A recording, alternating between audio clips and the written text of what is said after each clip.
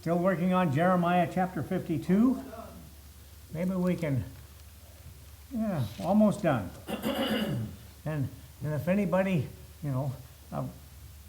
has any suggestions on what they would like me to go to, where we would like me to go to next, I'll probably just do Lamentations, but anybody have any suggestions where you would like me to teach next? I've got all sorts of prophets here that we can go through. Well, Jeremiah wrote Lamentations, so. Yep.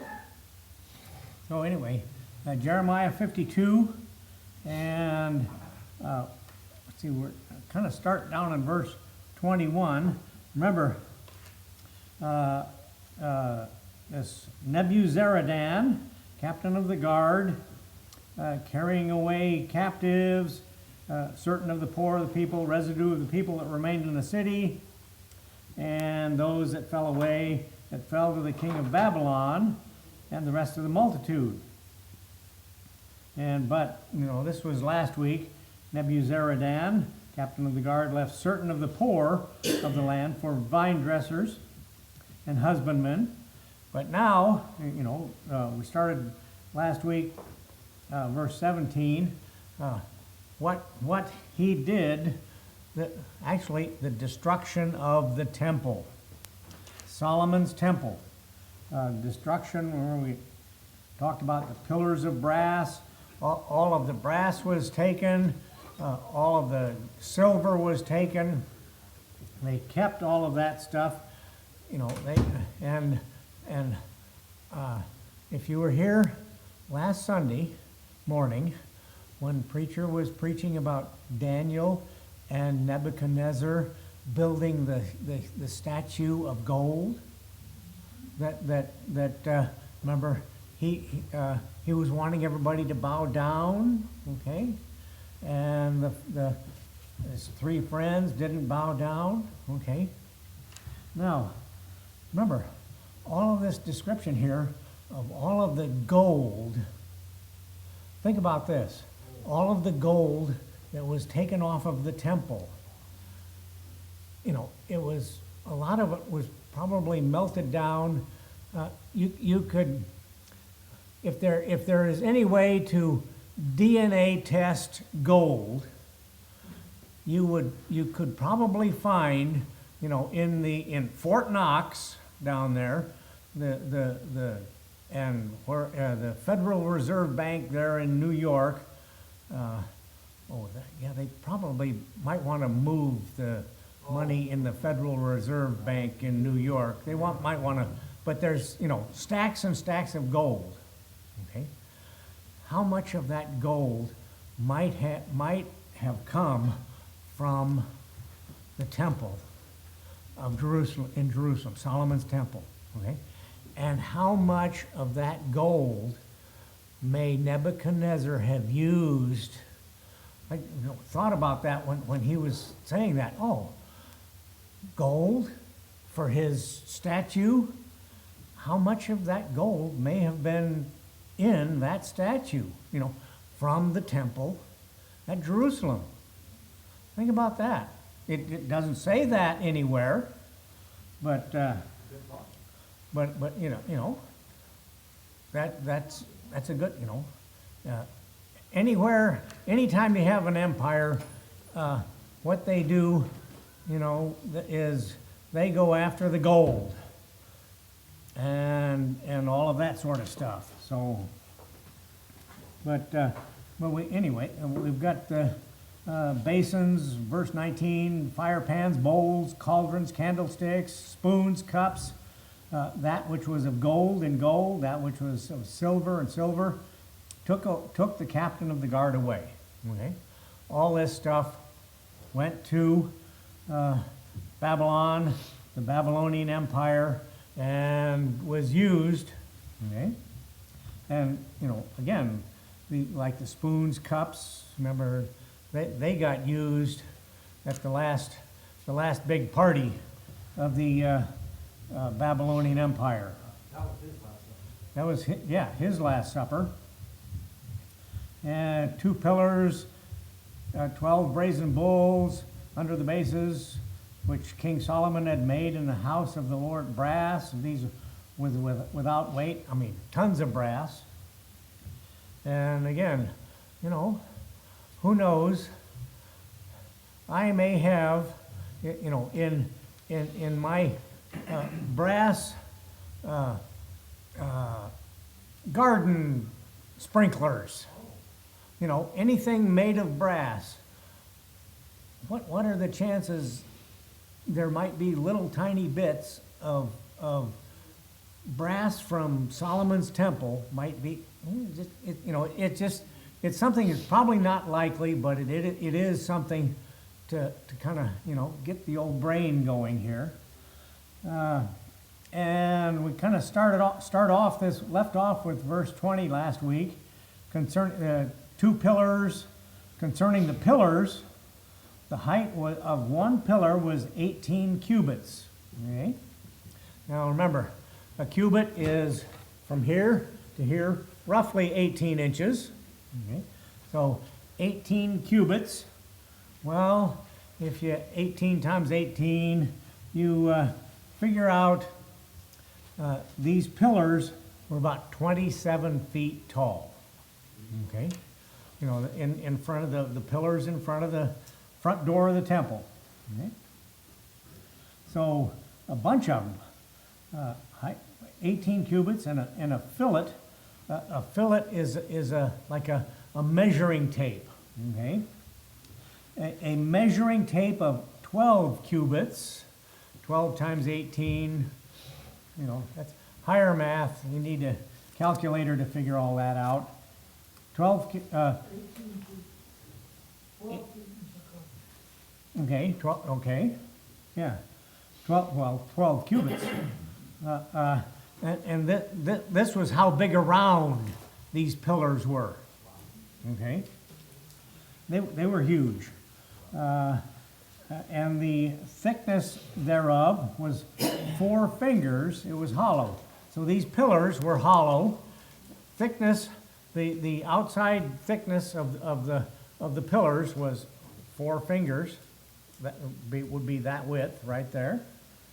And it was hollow.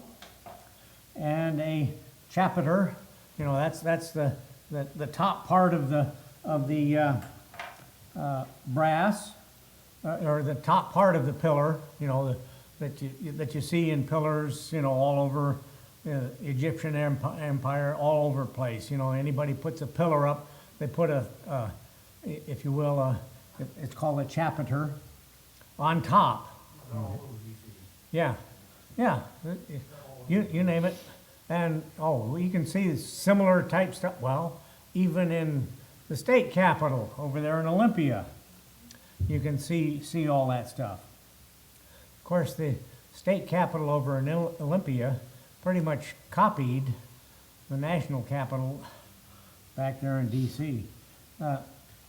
Chapiter of brass was upon it. Height of one chapiter was 5 cubits, with network and pomegranates upon the chapiters round about, all of brass.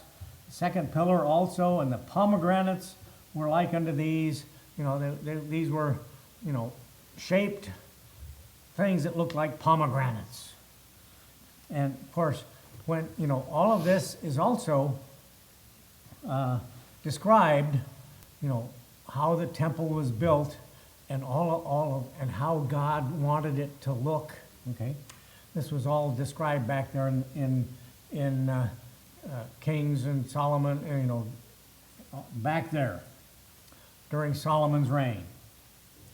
So, and there were 96 pomegranates on a side, and it doesn't say what the pomegranates were made of, probably brass. And all the pomegranates upon the network were 100 round about. Okay. Solomon went nuts. Well, God told Solomon how to build it, but went nuts building this thing, and it rivaled, some of Nebuchadnezzar's any empire. They build all this stuff, Egypt and Greece. They built all this wonderful stuff, and Solomon's temple rivaled it, except it was front wall was covered with gold. 90 and 6 on a side, and all the pomegranates on the network. So that describes what happened with the temple. Everything disappeared. The temple walls were broken down. Okay, the city walls of Jerusalem were broken down, and there is no, I don't find any mention of how long it took for all this stuff to be done. Okay? You know, tearing it all down, tearing down a huge, several feet thick city wall and umpteen feet tall city wall, that's built to withstand a siege. Okay? How long it took them to tear all this stuff down? Quite a while, I'm assuming. Well, now we come down to verse 24. Change of subject here. And the captain of the guard, Nebuzaradan, took Seraiah, the chief priest, and Zephaniah, the second priest, and the 3 keepers of the door. Okay?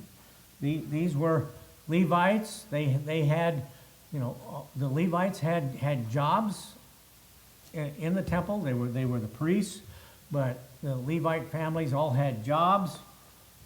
And during the Exodus, the 40 year when they were wandering in the wilderness, families of Levites, they had to carry, parts of the tabernacle.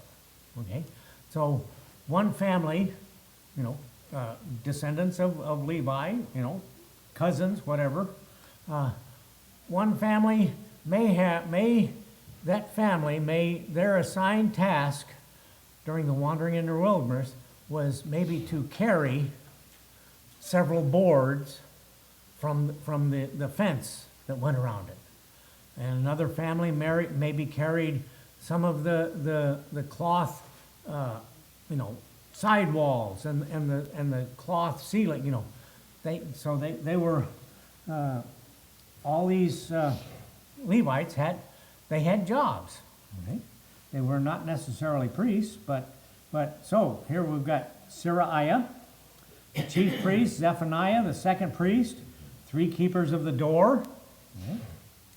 And he took also out of the city an eunuch, only one, but apparently this eunuch, he had a job also, which had the charge of the men of war. Okay, so he was, if you will, commanding officer, and 7 men of them that were near the king's person. Okay? So, men of war, whatever, coming in, they again, jobs near the king's person, which were found in the city. Okay? And I think you can probably assume that a lot of these people in charge, they were trying to blend in with everybody during the siege. They were having the same problem. They didn't have any food either during the siege, 2-year siege. And the principal scribe of the host, okay, who mustered the people of the land, okay, he was the if you will, the census taker, I guess. And 70 men of the people of the land that were found in the midst of the city. So these were higher up, if you will, important people, and they, unlike a lot of what we think are important, people,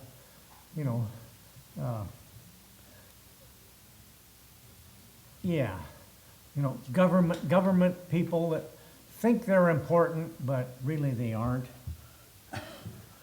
But three score, that's yeah, score is 20, three score is 60. 60 men of the people found in the midst of the city. So Nebuzaradan, the captain of the guard, took them and brought them to the king of Babylon, to Riblah. So he again took everybody captive, as many people as, remember, Zedekiah, got killed in the whole bunch, got his eyes poked out, all that sort of stuff. And the king of Babylon smote them. Oh, he did not have any sympathy, if you will, for an important person. He smote them. He killed them, and put them to death in Riblah, in the land of Hamath. Thus Judah. I wonder how he did that. He didn't have that one done. Nope. Plenty of soldiers with swords. Yeah, plenty of soldiers with swords that would just, whack off the heads, stab them, the whole, whatever way they decided to kill people in those days. It was not pretty. It was bloody. Hundreds of people died. Okay? And but remember. Through all of this, and I've mentioned this before, through all of this, at least 2/3 of the nation of Israel, and Judah, Benjamin, 2/3 died during this. The captivity, bunches of them went to, and of course Daniel and his 3 friends, they were made important people. Daniel was second in charge to Nebuchadnezzar, and to Cyrus, who moved in later, and to some of the, Medo-Persian guys. But thus, Judah was carried away captive out of his own land.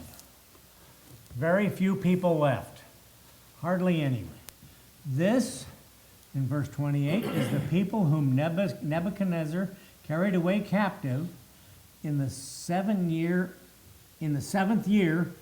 3,000 Jews and 320, 3,023.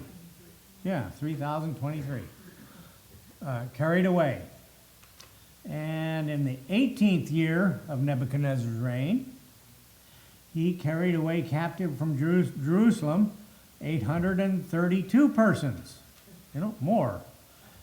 And in the 23rd year of Nebuchadnezzar, Nebuzaradan, the captain of the guard, carried away captive of the Jews, 745 persons. All the persons were 4,600. Okay? So they're carried away captive. Remember, there were a whole bunch that survived, that submitted, that followed God's instructions and submitted to Nebuchadnezzar and the captivity, and they survived and got married, built families, and it came to pass in the 37th year of the captivity of Jehoiachin, this 37th year, 30th year, Jehoiachin managed to survive, king of Judah, in the 12th month, in the 25th day of the month, that evil Merodach, king of Babylon, let's see, I can't remember. Evil Merodach was before Nebuchadnezzar, if I remember right. Oh, I'd have to look that up. Okay. when he was in the first year of his reign, lifted up the head of Jehoiachin, king of Judah, and brought him forth out of prison. Okay, so here Jehoiachin is brought out of prison. He survives, okay?